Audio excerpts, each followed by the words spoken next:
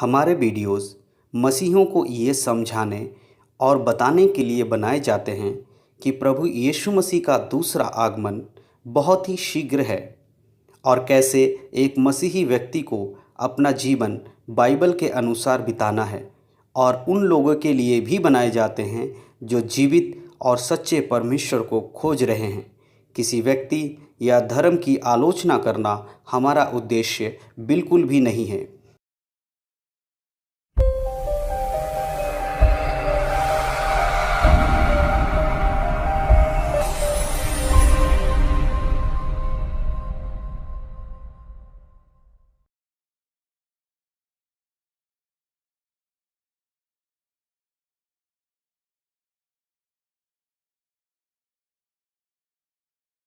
सबसे पहली हत्या जो मैंने देखी वो मुझसे कुछ फुट की दूरी पर हुई थी। जब मैं दूध लेने गया था मैंने सिर्फ 10 फुट की दूरी से देखा उसे।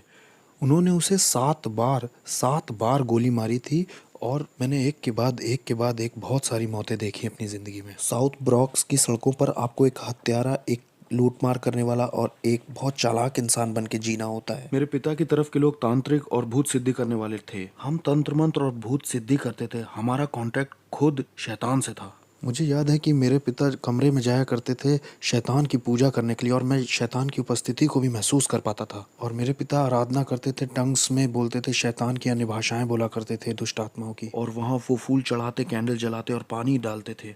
शाम को 7 बजे से लेकर सुबह 5 बजे तक मैं एक डिमोनिक चर्च में जाता था जहाँ तंत्र मंत्र भी सिखाया जाता था।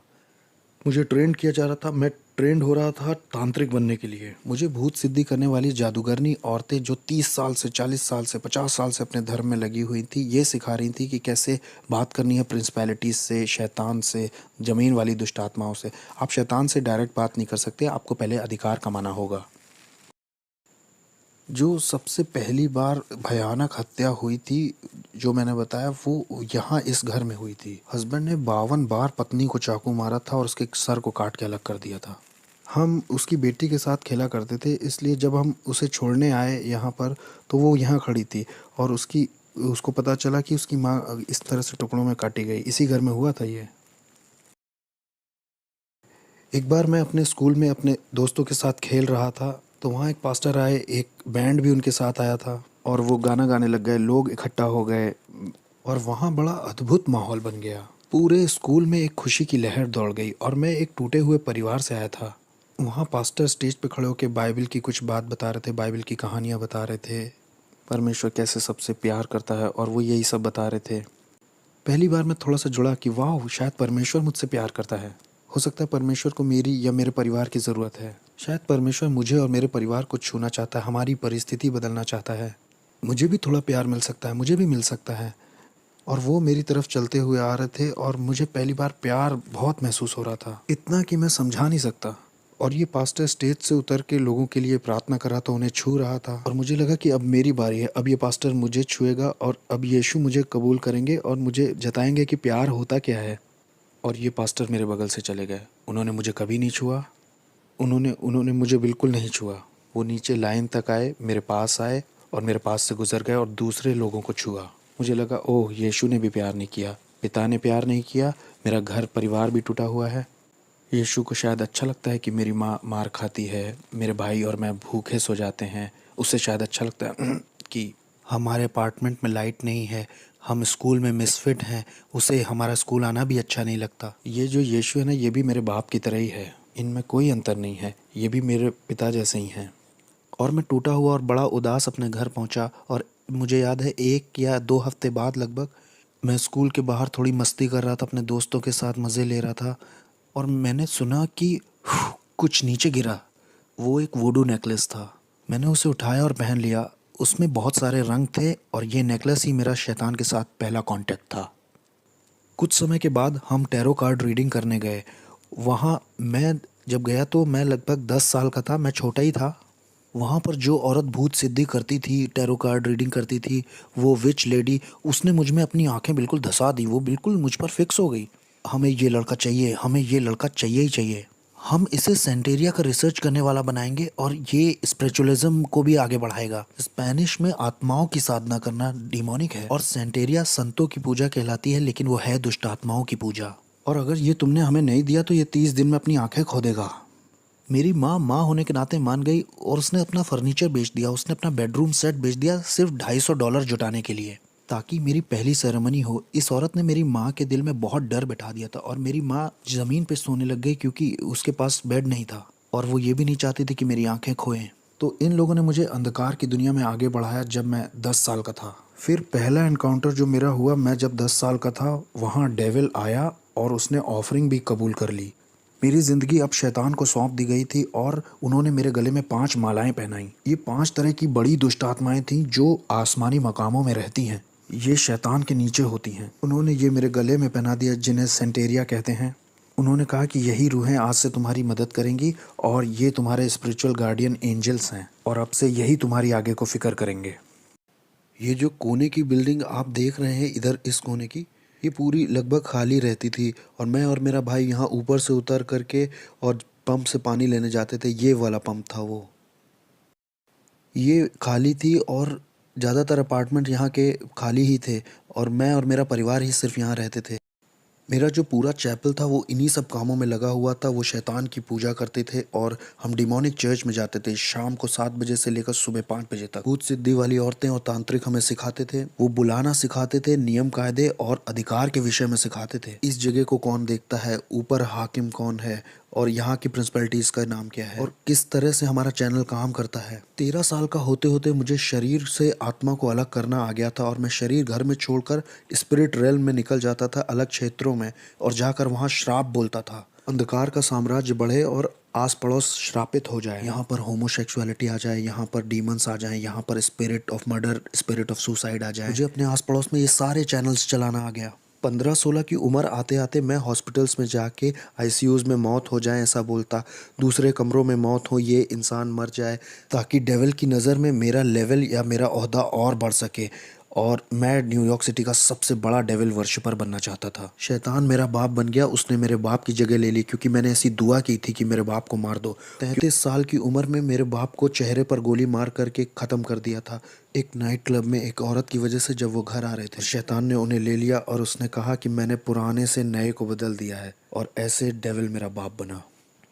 एक क्लब था इस जगह पर और वहाँ मेरे बाप को मारा गया था जब उनकी उम्र 33 साल की थी। मैंने बताया था ना कि जब मैं छोटा था, लगभग 11 साल का था, तो यहाँ पर एक कॉर्नर पर स्टोर हुआ करता था इधर साइड। जब मैं दूध का गैलन लेने गया था, मेरे सामने उस आदमी को मारा गया था। शैतान का पुजारी होने से मेरा ओहदा अब बढ़ चुका था और इतना बढ़ गया था कि मैं प्रिंसिपैलिटीज़ को और दुष्टात्मा को इधर से उधर भेज सकता था। और मैं जैसे आपके साथ यहाँ बैठा हूँ, ऐसे मैं शैतान के साथ बैठा करता था और वो ह्यूमन फॉर्म में आ जाता था। उसकी उपस्थिति आती थी और मैं सारी रात उससे बात करता था और वो मुझको असाइनमेंट्स देता था। मैं अच्छे क्लब्स में और लॉन्ज में जा कर के चेक करता था कि किसको मैं अंधकार के साम्राज्य में ला सकता हूँ। मैं उनको उनका भविष्य बता देता था, उनकी ज़िंदगी के बारे में उन्होंने क्या क्या किया है और उनके साथ क्या होने वाला है, ये सब बता देता था। उन्हें बिल्कुल ये अंदाज़ा नहीं था कि मैं कौन हूँ। मैं बस दुष्टात्माओं की शक्तियों से भरा था। मैं खून भी चखा करता था। हर हफ्ते मैं जानवर को काट कर उसका खून पीता था और कभी समय नहीं हुआ या पैसे नहीं हुए तो खुद का हाथ काट करके खुद का खून पी लेता था। हमारे ग्रुप में और जिन लोगों के साथ मैं था वो सब डीमन से जुड़े हुए थे। उनमें डॉक्टर्स थे, लॉयर्स थे, उसमें प्रिंसिपल्स और जजेस और पुलिस ऑफिसर्स भी शामिल थे जो जादू टोने में लगे हुए थे। सिंगर्स जो आज की डेट में बहुत मशहूर हैं वो भी थे। मैं एक हवा के हाकिम को दूसरी जगह भेज सकता था, नीचे ज़मीन की दुष्ट आत्माओं को दूसरी जगह भेज सकता था ताकि उस जगह की चर्च बंद हो जाए, चर्च की ग्रोथ बंद हो जाए और लोगों के सेव होने के सारे मौके छिन जाएं। कभी कभी मैं शराब में धुत होकर के दुष्ट आत्माओं से इतना भर जाता था कि सड़क के बीच में खड़ा होकर के परमेश्वर से कहता था, सुन, तुमसे भी थोड़ा उलझना चाहता हूँ, आओ थप्पड़ मारूं या थूक दूं तुम्हारे मुंह पर, आओ भिड़ के दिखाओ नीचे। मेरी शादी भी हॉलोवीन पे हुई थी। शादी भी डिमोनिक थी जो मैंने हॉलोवीन पे की थी। दूसरी दूसरी प्रिंसिपैलिटीज़ के डीमंस आए थे मेरी शादी में। कोई इंसानी जात मेरी शादी में नहीं आई थी। वो सब मेरी शादी में आने से डर रहे थे। मेरी शादी बड़ी अजीब थी। मैंने लोगों को इनविटेशंस भेजे, कोई दिखाई ही नहीं दिया। तो कोई वेडिंग गिफ्ट नहीं, लेकिन हाँ दुष्ट आत्माएं आई थी मेरी शादी में और उन्होंने ही बैप्टिज्म दिया। तो मेरी पत्नी और मैं, हम दोनों ही तंत्र मंत्र करते थे और हम अपनी बेटी को भी वही बनाना चाहते थे। मुझे याद है पहली बार जब मुझे इंसान की कुर्बानी करनी थी तो डेविल मेरे साथ कार में अंदर बैठा हुआ था। उसने कहा मुझसे प्यार करते हो? मैंने कहा ऑफ कोर्स डैडी। उसने मुझसे कहा कि छत के ऊपर एक आदमी है, वो तुम्हें नुकसान पहुंचाने आया है, तुम्हारा पैसा चुराने आया है, तुम उसे मेरे लिए मार दो अगर प्यार करते हो तो मैं छत की ओर ऊपर जाने लगा। मुझे याद है मैं 12वें माले में रहता था और जब मैं छत के ऊपर पहुंचा तो वो छत के पीछे वाले हिस्से सीढ़ियों पर छुपा हुआ था और ये आदमी 6 फुट 5 इंच का, वो लगभग 250 पाउंड का होगा। मैं डीमन पजेस्ड हो गया था और मेरे अंदर दुष्टात्मा गई, मैंने महसूस किया और अब मैं नहीं रह गया था। मैं उसे पकड़कर अपने अपार्टमेंट में ला के उसे चाकू मारना चाह रहा था क्योंकि मेरे पास एक कार्डोन पॉट था जो लगभग 100 पाउंड का होगा। उसमें 9 तरह के हथियार लगे थे जो 9 अलग तरह से इस्तेमाल किया जाता था। और जैसे ही मैं उसे पकड़ने चला और उसे अपार्टमेंट में खींचने लगा, बस मेरे हाथ से फिसल गया और गायब हो गया। वो नीचे स्टोरवे के पास कूद गया। वो ऐसा जैसे ओलंपिक के एथलीट कूदते हैं, करके कूद गया। वो कूदा और गायब ही हो गया। मैं उसे पकड़ नहीं पाया तो मैं बहुत निराश हो गया। मैं अपनी पहली इंसानी कुर्बानी नहीं कर पाया। लोगों ने इसके ऊपर देखो कुछ लिख दिया है, लेकिन यहाँ पर एक डीमन है, ध्यान से देखो। ये वो डीमन है जो नर्क के दरवाजे की देखरेख करता है। इसी के बारे में मैं बता रहा था अपनी किताब में। वो सेंटेरिया वाली यही है, छोटा वाला दुष्ट आत्मा। ये वो दुष्ट आत्मा है जो हेटी को चलाती है। हेटी के ऊपर जो प्रिंसिपैलिटी है ना, वो यही है। और वहाँ पर जो वो वाला है ना, वो इस्लाम के ऊपर हाकिम है। अब यहाँ आगे आओ, ये देखो, लोगों को फंसाने के लिए द ट्रुथ। क्या हंसी आ रही है? सच, ये तुम्हें आज़ाद करेगा। ये देखो, ये भी ऊपर लगाया है ताकि लोगों को लगे कि ये भी इसी का हिस्सा है, मतलब ये इसका हिस्सा है। ये जगह कौन सी है? इस जगह को बोटानिका कहते हैं। ब्रॉन्क्स में जो लोग रहते हैं वो अगर जादू टोना तंत्र मंत्र करना चाहते हैं तो यहीं से सामान खरीद के ले जाते हैं, दूसरों को परेशान करने के लिए या मारने के लिए। आओ हम अंदर चल सकते हैं। अगर मैंने कह दिया आप 30 दिन में मरने वाले हो तो 30 दिन में तुम मर जाओगे, तैयारी कर लो। मुझे बिल्कुल परवाह नहीं कि आप कहाँ काम करते हो, आप किसे जानते हो। आई डोंट केयर कि आप अपने आप को क्या बुलाते हो। आप कहो आप कैथलिक हो, आप क्रिश्चियन हो, आप एक बिलीवर हो। मैं आपको मार सकता था जब तक आपका यीशु से जीवित संबंध ना हो। मेरी बिल्डिंग के नीचे एक औरत रहती थी। वो एक दिन ऊपर आके बोली कि मेरा पति मुझसे धोखा कर रहा है, वो जिस औरत के साथ धोखा कर रहा है उसे मार दो तुम जादू टोना करके, मैं कितना पैसा दूं। मैंने कहा मैं पहले शैतान अपने पिता से पूछूंगा और फिर तुम्हें बताऊंगा, तुम 2 दिन बाद आना। फिर वो औरत आई और शैतान ने मुझे बताया कि एक कॉफिन बॉक्स, 21 ब्लैक कैंडल्स और उस औरत की एक मूर्ति बना करके उस कॉफिन में डाल देना, जादू टोना करने के लिए और उस औरत को मारने के लिए। 21 दिन में उसकी मौत हो जाएगी। 21 दिन में हम उसका फ्यूनरल देखेंगे। तो वो औरत आई, मैंने उससे कहा मैं $10,000 तुमसे लूँगा उस औरत को मारने के लिए। उसने कहा ठीक है। मैंने कहा अरे तुम्हारी मेरी जान पहचान है, मैं तुम्हारे घर भी आता था, तुम एक काम करो 7,000 देना, 30% ऑफ दे रहा हूँ तुम्हें, मैं मार दूंगा उसे। 30% ऑफ है तुमको, $7,000 दे देना बस। जब वो औरत मेरे घर से जा रही थी तो बुड़ के बोली वैसे वो औरत क्रिश्चियन है? उसने कहा वो मसीही है। मैंने कहा अब मैं उसे फ्री में मारूंगा। मैंने कहा मैं उसको अब फ्री में मारूंगा, मुझे इन क्रिश्चियंस को एक सबक सिखाना है, मैं उसे अब फ्री में ही मारूंगा। मैंने कहा मुझे तुम्हारा पैसा नहीं चाहिए, मैं फ्री में मारूंगा। तो मैंने उस पर तंत्र मंत्र किया, वूडू किया, लेकिन 21 दिन होने पर भी वो मरी नहीं। एक एक महीना हो गया वो मरी नहीं। और मुझे लगा अरे ये हो क्या रहा है, ये मेरी इज्जत का सवाल था। मैंने शैतान को बुलाया, मैंने दुष्ट आत्माओं को बुलाया, मैंने बढ़ा दी अपनी जादू टोना तंत्र मंत्र, मैंने उस पर दुगना जादू टोना शुरू कर दिया ताकि वो एक रात में ही मर जाए। लेकिन कुछ नहीं हुआ, कुछ नहीं हो रहा, कुछ नहीं हो रहा। और एक दिन ऐसा हुआ कि शैतान ही आ गया। मैंने महसूस किया उसकी उपस्थिति आई और शैतान ने मुझसे कहा कि हमें ये प्लान छोड़ना होगा जिस औरत को तुम मारना चाहते हो। मैंने कहा प्लान क्यों छोड़ना होगा, मेरी इज्जत दांव पे लगी है, मैं एक भूत साधक हूँ, मैं तांत्रिक हूँ, अगर मैंने उसे नहीं मारा तो लोगों को लगेगा कि मेरे अंदर ताकत नहीं है। उसने कहा तुम समझ नहीं रहे हो, जिस परमेश्वर की वो सेवा करती है वो उसे अकेला नहीं छोड़ता है, उसे छुओ मत। मैंने कहा कौन है ये ईश्वर? उसने कहा वो जिसकी सेवा करती है। मैं बहुत गुस्से में था। मैंने कहा नहीं, 1 हफ्ता और लेते हैं, चलो मारते हैं। उसने कहा नहीं, जिसकी वो सेवा करती है वो उसे अकेला नहीं छोड़ता है। जिस तरह का जादू टोना मैंने उसके ऊपर किया था ना, उसे 21 दिन से कम में मर जाना चाहिए था।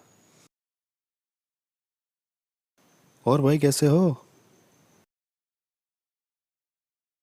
ये ईजबेल है, इनके धर्म की ये ईजबेल है। देखो ये कैसे काम करता है। ये स्टैचूज जो हैं इनका कोई मतलब नहीं है, लेकिन इसके पीछे एक दुष्ट आत्मा है। तो अपने खुद के लिए मुझे उसे पहचानने के लिए इसका बनाया जाना बहुत ज़रूरी है, नहीं तो मैं उस आत्मा से नहीं जुड़ सकता। उस दुष्ट आत्मा से मेरी जान पहचान नहीं हो सकती। हमारे बीच में कुछ कॉमन नहीं है। मैं आदमी हूँ, वो एक आत्मा है, और आत्माओं में भी वो दुष्ट आत्मा है। मैं उससे जुड़ ही नहीं पाऊंगा। उससे जुड़ने के लिए मुझे इसको बीच में लाना ही होगा। ये इंसानों की तरह दिखते हैं, लेकिन इस आदमी के पीछे भी एक कहानी है। उस कहानी की वजह से ही आप उससे जुड़ सकते हो, और ये दुष्ट आत्मा उसकी वजह से चलन कर सकता है। और ऐसा ही इन लोगों के साथ भी है। बाद में इनके नाम रखे जाते हैं, और इनके भी जन्मदिन होते हैं, इनके भी अपने दिन होते हैं। किस तरह से इंसान फंस के पकड़ा जाता है इस दुष्ट आत्मिक संसार में और तंत्र मंत्र में, जानते हैं?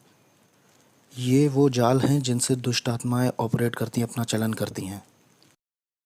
इन्हीं मूर्तियों की वजह से इंसान अपने सारे शैतानी काम और शैतानी मजहब चला पाता है। यहाँ ऐसी कोई चीज़ नहीं है जिसे पवित्र कहा जा सके, बस एक ही है, वो हम हैं।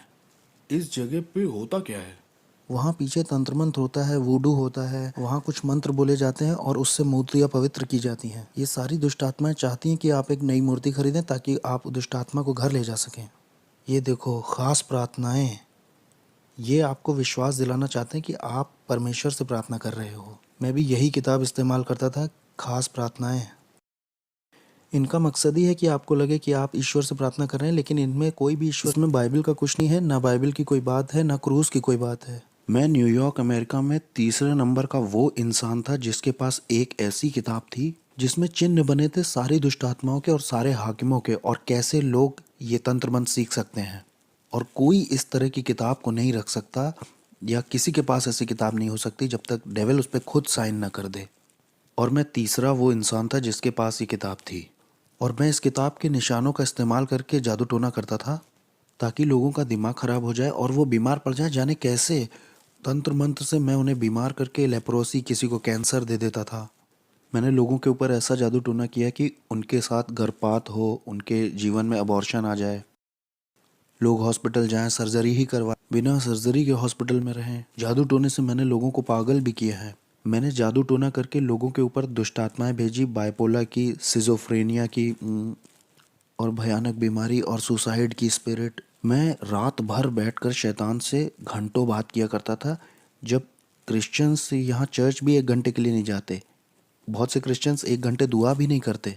आत्मिक संसार ज़्यादा रियल है इस संसार से जो दिखता है। और हमने इसे महसूस किया था कि जो कुछ यीशु में ढका हुआ नहीं है उसे बहुत आसानी से टारगेट बना सकते हैं गिराने के लिए। जैसे नास्तिक लोगों को आराम से मार सकते हैं हम। यहोवा विटनेस वाले लोग आसानी से मारे जा सकते हैं। मोर्मोन्स भी आसानी से मारे जा सकते हैं। और ऐसे लोग भी जो कहते हैं शैतान होता ही नहीं है, वो भी बहुत आसानी से मारे जा सकते हैं, क्योंकि वो आत्मिक सहायता कभी मांगेंगे ही नहीं। मुझे याद है कि एक बार हमारे पड़ोस में निकी क्रूस का ग्रुप आया हुआ था। वो उसको ट्रूस बुलाते थे। वो चलते चलते वर्शिप करते हैं, फिर वचन का प्रचार करते हैं, फिर कहीं और निकल जाते हैं और वही करते हैं। और मैं इनके पीछे कुछ इस तरह से लगा कि इन्हें पीछे कर दूं, इन्हें कुचल दूं।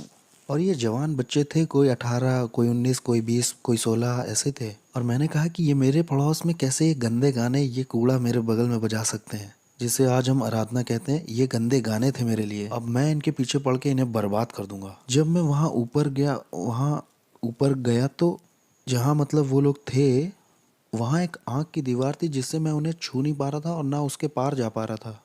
किसी चीज़ ने मुझे रोका। जितनी बार भी मैंने आत्मिक शक्तियों को बोला जाओ, तो वो नहीं जा पाई, वो रुकती रहीं। और मैं कभी भी उन बच्चों को छू नहीं पाया। मैंने कहा कुछ तो सही नहीं है, कुछ तो ऐसा है जो सही से नहीं हो रहा। फिर मैं वहाँ से निकल गया। मैंने कहा अब मैं इनके साथ नहीं लगूंगा, इन्हें अकेला छोड़ देता हूँ। ठीक है, ये पहला राउंड जीत गए। तो क्या इस वक्त आत्माएं हमें देख रही हाँ, हैं? वो हमें देख तो रही हैं। हाँ, वो देख रही हैं। तो हम सुरक्षित हैं, हम सुरक्षित हैं हाँ, ना? हम सुरक्षित हैं। हम यीशु के लहू में ढके हुए हैं। यीशु के खून जैसा कुछ भी नहीं है। Okay okay. आमीन। वो हमें छू नहीं सकते, हमारे पास सुरक्षा का बाड़ा है। हमारे चारों ओर सुरक्षा का बाड़ा है भाई। हम यहाँ आ सकते हैं और हम यहाँ की दुष्ट आत्माओं के पीछे भी पड़ सकते हैं, और हम इस जमीन को यीशु के नाम से श्राप भी दे सकते हैं, और शैतान हमारा कुछ कर भी नहीं सकता। मेरे पास बहुत पैसा था, बहुत बढ़िया कारें, बहुत सुंदर लड़कियाँ थीं। मेरे पास दुनिया का सब कुछ था। मेरे पड़ोसी मुझसे डरे हुए थे, क्योंकि जो मैं था वो कहते थे तुम इससे उलझोगे तो तुम्हारे घर के लोग मरेंगे, तुम इससे उलझे तो ये बंदूक नहीं चलाएगा, ये सोते में मार देगा सबको। मेरे बाप शैतान ने मुझे बहुत बढ़िया चीज़ें दी थी, ऐसी ताकत दी थी कि लोग मुझसे डरते थे, जैसी मैं सोच भी नहीं सकता। यहाँ तक कि पुलिस भी मुझसे डरती थी, मेरे पड़ोस की सिक्योरिटी भी डरती थी। लोगों को ये मालूम था कि ये शैतान का बच्चा है, ऐसा कहते थे लोग। मैंने कई क्रिश्चियंस को घुटने पिला दिया, दुआ के लिए नहीं, क्योंकि उनमें ताकत ही नहीं थी। इसलिए नहीं कि आपका परमेश्वर ताकतवर नहीं था, मुझे गलत मत समझिए। परमेश्वर तो ताकतवर था, लेकिन बर्तन कमज़ोर था। बर्तन का कोई प्रार्थना का जीवन नहीं, ना कोई उपवास का जीवन, और ना परमेश्वर से इसका संबंध सही है। ये व्यक्ति भक्त जैसा बस बाहर से दिख रहा है, लेकिन कोई शक्ति नहीं है। ये व्यक्ति कमज़ोर है और इसके जीवन में कुछ हो भी नहीं रहा है। इसके पास बाइबल भी है, इसके पास कपड़े भी सही हैं, इसके वस्त्र सही हैं, लेकिन इसका कोई जुड़ाव नहीं है यीशु के साथ, क्योंकि ये उसकी इच्छा से बाहर है, उसकी प्रतिज्ञाओं से बाहर है, और इसके डिवाइन पर्पस से भी बाहर है। इसलिए मेरा उस पर अधिकार है, मैं उसको गुलाम की तरह बना लूँगा, मैं उसे तोड़ दूंगा, उसके साथ तंत्र मंत्र करूँगा। मैं करता जाऊँगा एक मसीही से दूसरे मसीह, एक चर्च दूसरा चर्च, कई सारे। मैं हर वो चीज़ गिराता जाता जो यीशु के क्रूस को दिखाती थी।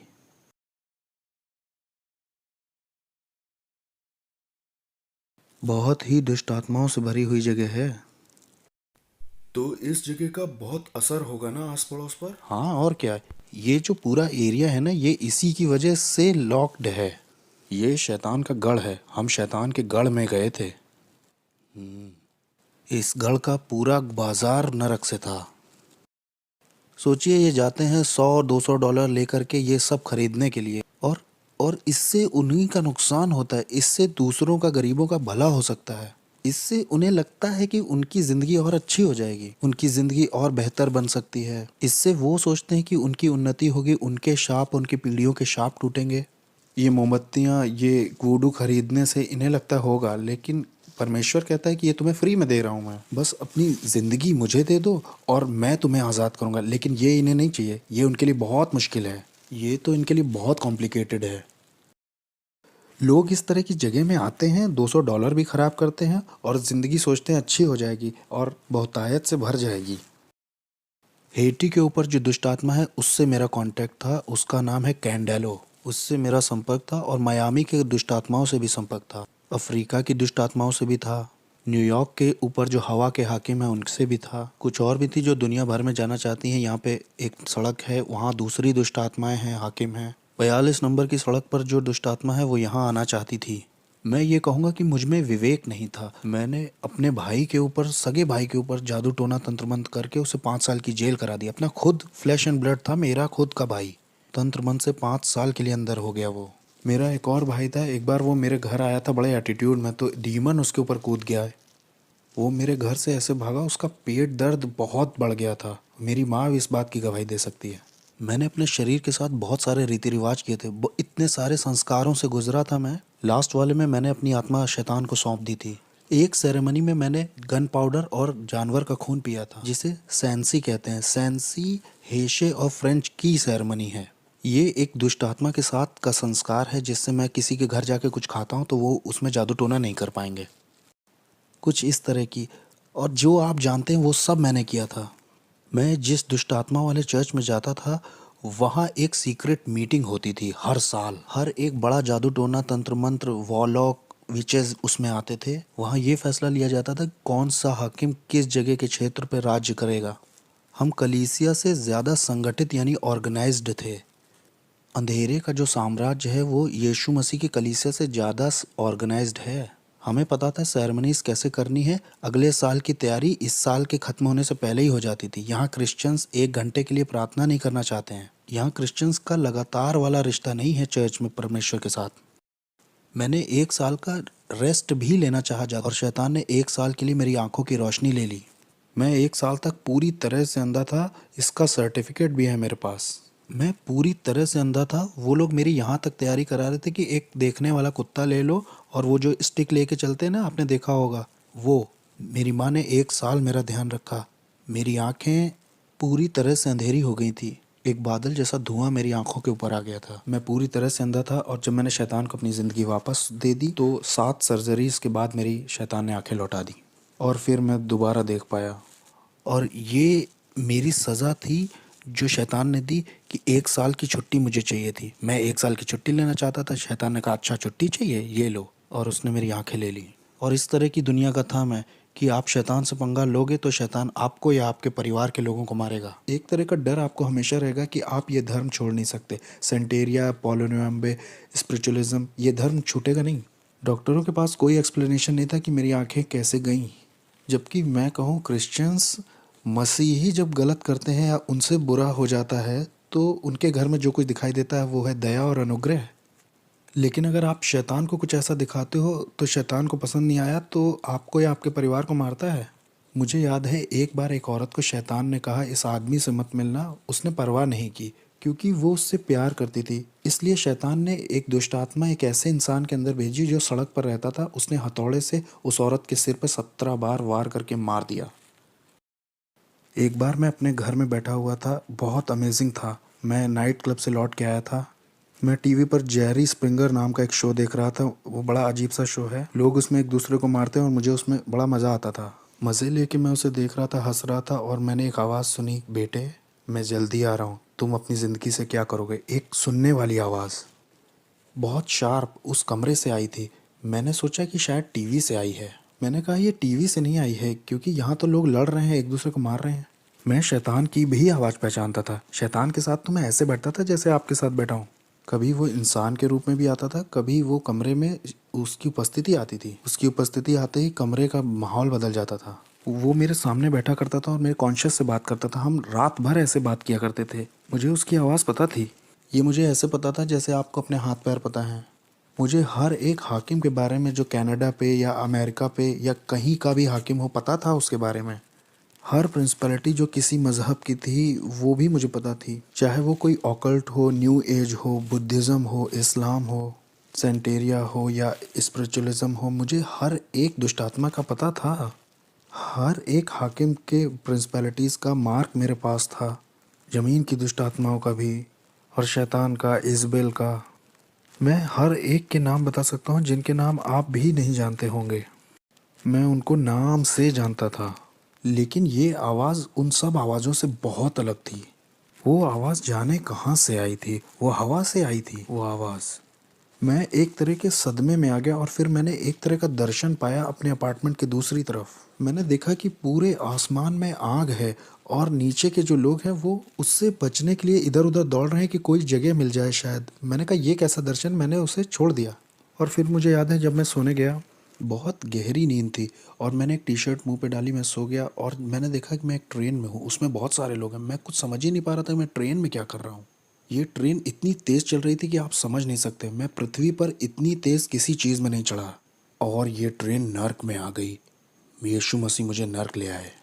और जब मैं नर्क में पहुंचा तो वो ट्रेन दरवाजे से बहुत कस के लड़ गई। एक इतनी तेज़ आवाज़ हुई कि सब खुल गया और बहुत गर्मी बाहर आ रही थी, न जाने कहाँ से। वहाँ सांस लेने में भी बहुत दिक्कत हो रही थी। मैं ट्रेन से जैसे बाहर आया तो उसमें जो लोग थे उनके चेहरे नहीं दिख रहे थे, लेकिन उनके चेहरे पर डर दिखाई दे रहा था। वो डर आप महसूस कर सकते थे। ये डर इस बात का था कि आप वहाँ से कभी बाहर नहीं निकलेंगे। और ये जगह पूरी भरी हुई थी। और मैंने कहा मैं यहाँ के लिए नहीं बना हूँ, मैं यहाँ नहीं मर सकता ना, मुझे यहाँ नहीं मरना, ये मेरे लिए नहीं है। मैं यहाँ के लिए पैदा नहीं हुआ हूँ। मैं अपने आप से ही बातें कर रहा था। मैं यहाँ नहीं रहने वाला। इसलिए मैं एक कोई सुरंग ढूंढने लगा जहाँ से मैं निकल सकूँ। तो मैं सुरंग ढूंढने के लिए आगे गया, या कोई खिड़की ढूंढने, या कोई, हो सकता है वहाँ कोई जगह दिख जाए जहाँ से मैं बाहर आ सकूँ और मैं अपनी रियलिटी में लौट सकूँ। लेकिन वहाँ कोई गैप नहीं था। मुझे याद है वहाँ जितना मैं आगे उस सुरंग में जा रहा था उतना ज़्यादा मुझे डर घेर रहा था और मुझे लोगों की तकलीफ़ें सुनाई दे रही थी, आवाज़ें। वहाँ अंधेरा और डर ओढ़ लेता है जैसे कोई कपड़ा पहन लिया हो। वो आपको लपेट जैसा लेता है। वहाँ आपका कोई बस नहीं चलता है। कुछ जकड़ जैसा लेता है, वो आपको जाने नहीं देता। यहाँ तक कि मैं अपना हाथ भी नहीं देख पा रहा था। वो एक पर्दे की तरह था, जैसे आप किसी बच्चे के कुएं या जानवर के कुएं में गए हैं। ये कुएं जैसा नहीं था, मैं समझा नहीं पाऊंगा इसे। और और इसमें से बहुत गर्मी और बदबू बाहर रही थी, ऐसा जैसे न्यूयॉर्क सिटी के गटर खुल गए हों। वहाँ वो बहुत अजीब सा, बहुत अजीब। और जब मैं आगे गया तो वहाँ मुझे याद है, आगे शैतान मिला। उसने कहा मैं तुम्हारा बाप था। वो डिमोनिक टंग्स में बोल रहा था कि मैं तुम्हारा बाप था, मैंने तुम्हें सब कुछ दिया जो चाहिए था, मैंने तुम्हारी केयर की, मैंने तुम्हें आशीष दी, मैंने तुम्हें प्रोटेक्शन दी, मैंने तुम्हारे लिए लोगों को मारा है, तुम्हारे लिए सब कुछ किया, तुम्हें पावर दी, तुम्हें तुम्हारा नाम बनाया इस साम्राज्य में।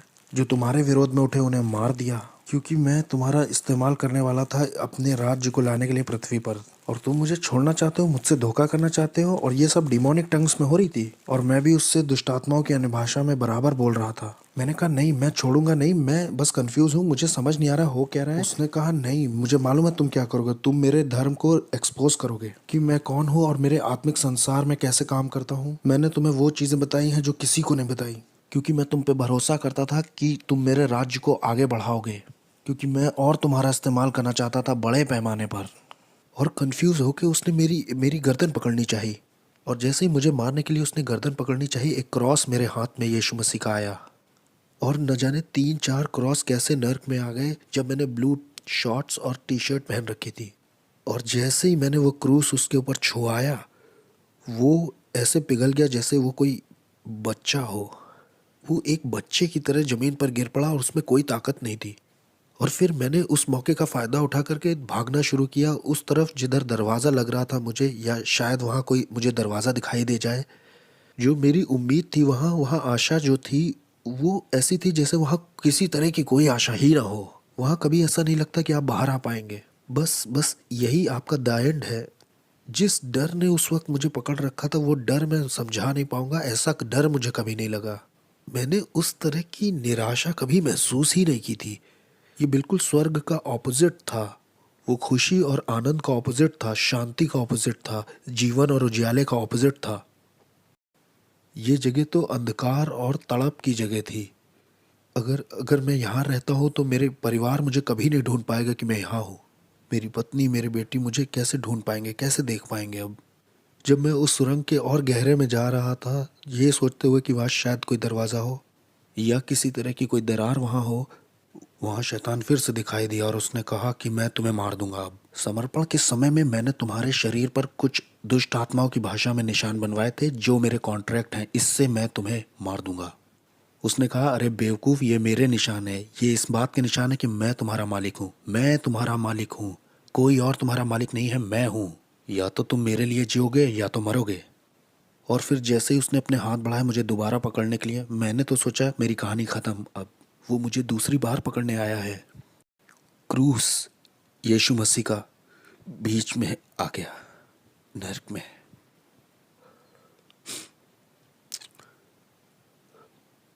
कोई प्यार नहीं है क्रूस से बढ़ के, जो मेरे जैसे पापी के लिए आए नर्क में। दाऊद कहता है कि अगर मैं अपना बिछौना अधोलोक में भी बिछाऊं तो उसे पता है। अनुग्रह और सच्चाई नर्क में दिखाई दी। अनुग्रह और सच्चाई को मेरे बारे में पता था। अनुग्रह और सच्चाई की मेरी जिंदगी में एक योजना थी। मेरे गलत, शैतानी, घमंडी और खुदगर्ज और स्वार्थीपन का जब अंत हो गया नर्क में, जब मेरा समय भी पूरा हो गया था, तब यीशु मसीह दिखाई देते हैं मेरे जैसे मिसफिट के लिए और कहते हैं तुम्हारे लिए मेरे पास योजना है, मैं तुमसे प्यार करता हूँ जितना तुम सोच नहीं सकते। वो मुझे नर्क में दिखाई दिए और जब मैं वापस आया, मेरी आत्मा शरीर में वापस आई, तब मैंने अपने घुटने टेके यीशु मसीह के नाम से। मेरे पास $1,00,000 का सामान था तंत्र मंत्र का, मैंने फेंक दिया। मैंने तंत्र मंत्र सब फेंक दिया। मैंने अंधेरे के साम्राज्य से जुड़ी हर एक चीज़ फेंक दी। हेटी के लोग और क्यूबा के लोग और मियामी, न्यूयॉर्क के लोगों ने सोचा कि इसे मार दे क्योंकि ये बहुत जानता है, क्योंकि इसे बहुत कुछ पता है, इसलिए इसे मारना चाहिए। हमें इसे मारना ही होगा क्योंकि ये बहुत कुछ जानता है। ये अब हम में से एक नहीं रहा, इससे मारना तो ज़रूर है। वो आए मुझे मारने के लिए, उन्होंने अपनी तरफ से कोई कसर नहीं छोड़ी। मैं दिन में सोने लगा था क्योंकि क्योंकि दिन और रात दुष्ट आत्माएं आती थी और मुझे बहुत टॉर्मेंट करती थी, बहुत सताती थी। ये सब 30 दिन तक चलता रहा। 30 दिन तक वो मेरे गले को पकड़ते थे, वो मेरे बिस्तर को मुझे उठा के फेंक देते थे। मैं बिस्तर पर लेटे महसूस करता कोई मेरे बगल में लेटा हुआ है, बर्फ़ के जैसा कोई ठंडा। और जैसे मैं मुड़ के देखता तो मैंने डेविल को खुद देखा वहाँ लेटे हुए। ये सब चलता रहा 30 दिन तक, एक के बाद एक।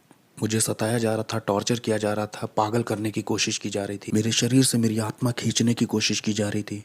मैं रात में ऐसे डरता था जैसे रात में कभी नहीं डरा। 30 दिन तक मैं चिल्लाता रहा और मुझे प्रार्थना करना भी नहीं आता था। सिर्फ बोलता था जीसस जीसस जीसस। प्रार्थना आती नहीं थी तो वो बहन तो इस तरह से चर्च में प्रार्थना करती, लो वो भाई ऐसे प्रार्थना करता है। मैं सारी दुआओं को मिला जुला के करता था ताकि मैं अपनी ज़िंदगी के लिए लड़ सकूं। और एक दिन ऐसा हुआ कि मैं चर्च में आराधना कर रहा था और मेरे दिमाग में सवाल चल रहे थे कि क्यों तूने मेरे साथ ये सब होने दिया प्रभु। और उस दिन मैंने ये आवाज़ सुनी कि मैं देखना चाहता था कि तुम मुझसे कितना प्यार करते हो। और उसने कहा मैं देखना चाहता था तुम कितना भरोसा करते हो मुझ पे। और उस दिन के बाद से शैतान कभी आगे को मेरे पीछे नहीं पड़ा। मैं यीशु के लिए एक इवेंजलिस्ट बन गया। तब से लेकर आज तक 14 साल हो गए हैं प्रभु की सेवा करते करते, और मैं इस चीज़ को किसी भी चीज़ से सौदा नहीं करूँगा। और मुझे पता है हालेलुया नाम की सड़क पर जॉन रिमेरेस का एक बड़ा बंगला है। एक दिन वो कहेगा तेरा स्वागत है विश्वास योग्य दास।